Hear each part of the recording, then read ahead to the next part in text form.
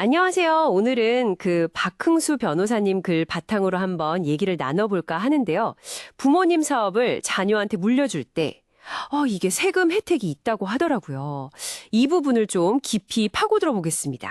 네, 안녕하세요. 예를 들어서 풍경 좋은 곳에 있는 베이커리 카페 이런 거 자녀한테 물려준다. 생각만 해도 좋잖아요. 근데 이때 가업 승계 증여세 과세 특례라는 걸 잘 알면 증여세를 정말 많이 줄일 수 있다고 합니다. 네, 맞습니다. 그게 이제 중소기업이나 중견기업들이 사업을 계속 이어갈 수 있도록 좀 지원하려는 그런 취지에서 만들어진 제도죠. 조세특례제한법에 관련 규정이 있고요. 아, 법에도 딱 정해져 있는 건군요. 근데 구체적으로 어느 정도 혜택인 건가요? 이게 좀 감이 안 와서요. 네, 예를 들어 설명드리는 게 빠르겠네요. 가령 한 50억 원 정도 되는 사업용 자산을 증여한다. 이렇게 가정을 해보면요. 원래대로라면 세율 구간 따져보면 증여세가 한 20억 4천만 원. 이 정도 나올 수 있어요. 꽤 크죠? 네, 20억이요. 와. 네, 그렇죠. 그런데 이 가업승계 특례를 딱 적용받으면 일단 10억 원을 빼주고요. 남은 금액에 대해서는 10% 세율, 과세 표준이 10억 넘어가면 20%긴 한데 여튼 낮은 세율을 적용해서요. 세금이 한 4억 원 수준까지 확 줄어들 수가 있습니다. 와, 20억 넘던 게 4억이 된다고요? 이건 거의 사업을 하냐 마냐를 결정할 수도 있는 그런 차이인데요. 그렇죠. 정말 큰 차이죠. 근데 박 변호사님 글에서도 보니까 이 혜택을 받을 수 있는 업종, 이걸로 좀 헷갈리는 경우가 많다고 하던데, 그럼 그냥 카페면 다 되는 건 아닌 거죠? 네, 정확히 보셨습니다. 모든 사업이 다 되는 건 아니고요. 기본적으로는 제조업이라든지 아니면 음식점업처럼 직접 뭔가를 만들어서 제공하는 그런 업종이 대상이에요. 아, 직접 만드는 거? 네, 그래서 빵을 직접 구워서 파는 그런 베이커리 카페는 가능성이 높다고 보는데 예를 들어서 그냥 본사에서 다 만들어온 완제품 커피나 디저트 받아서 파는 그런 프랜차이즈 커피 전문점 있잖아요. 네네. 이런 곳은 좀 해당되기 어렵다고 보는 거죠. 직접 만들어 파는가, 이게 뭐랄까 중요한 기준이 되는 겁니다. 아하, 직접 만들어 파는가? 그게 핵심이군요. 알겠습니다. 그럼 이 특례 받으려면 또 어떤 조건들을 갖춰야 되는 건가요? 혜택이 이렇게 큰데 조건도 좀 까다로울 것 같은데요? 네, 맞아요. 좀 까다롭습니다. 몇 가지 중요한 요건들이 있는데요. 우선 증여하시는 부모님이 해당 사업을 최소 10년 이상, 10년 이상 계속 경영하셨어야 하고요. 또 그냥 경영만 한 게 아니라 그 기업의 최대 주주로서 지분도 일정 비율 이상 가지고 계셔야 합니다. 10년 이상 경영에 최대 주주 요건까지? 네. 그리고 증여 대상은 그 기업의 주식이나 출자 지분이어야 하고요. 받는 자녀분도 증여세 신고 기한까지는 그 가업에 종사하고 있어야 하고 또 증여일로부터 3년 안에는 대표이사 같은 걸로 취임을 해야 합니다. 아, 자녀도 바로 경영에 참여해야 하는군요. 그렇죠. 그리고 여기서 끝이 아니고요. 증여받고 나서 5년 동안 이른바 사후 관리 의무라는 게 따라붙습니다.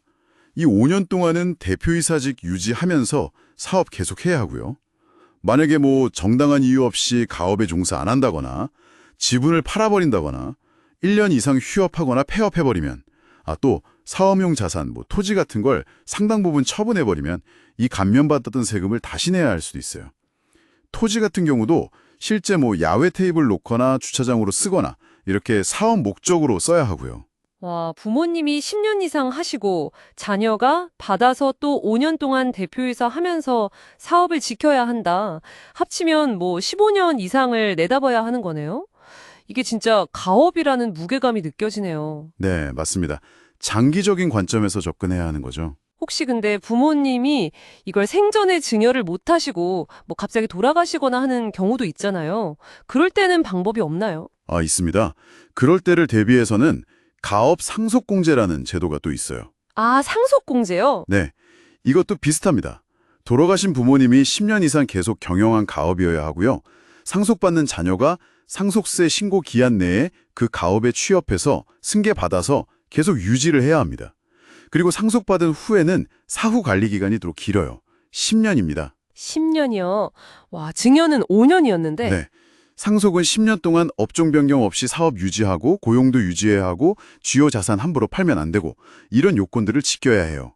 이걸 다 지키면 상속재산 가액에서 최대 600억 원까지 공제받을 수 있어서 상속세 부담을 정말 크게 줄일 수 있습니다. 600억 궁제. 어마어마하네요. 그럼 정리를 좀 해보면 베이커리 카페 같은 가족 사업 물려줄 때 살아계실 때 주면 가업 승계 증여세 특례, 돌아가신 후에 받으면 가업 상속공제.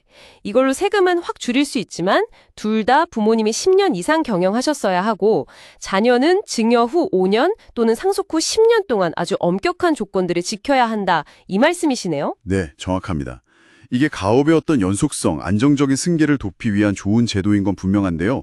보셨다시피 요건이 아주 구체적이고 또 장기간에 걸쳐서 이걸 지켜나가야 하니까 철저하게 준비하고 계획을 세우셔야 합니다. 그리고 또 하나, 요즘 이 제도에 대한 관심이 워낙 높아져서요.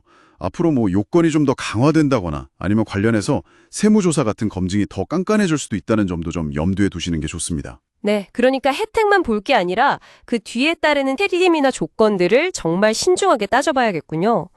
오늘 이렇게 얘기를 들어보니까 그 박흥수 변호사는 글에서도 나왔듯이 어쩌면 이 조건들이 너무 엄격해서 실제로는 혜택 받기가 좀 어려울 수도 있겠다?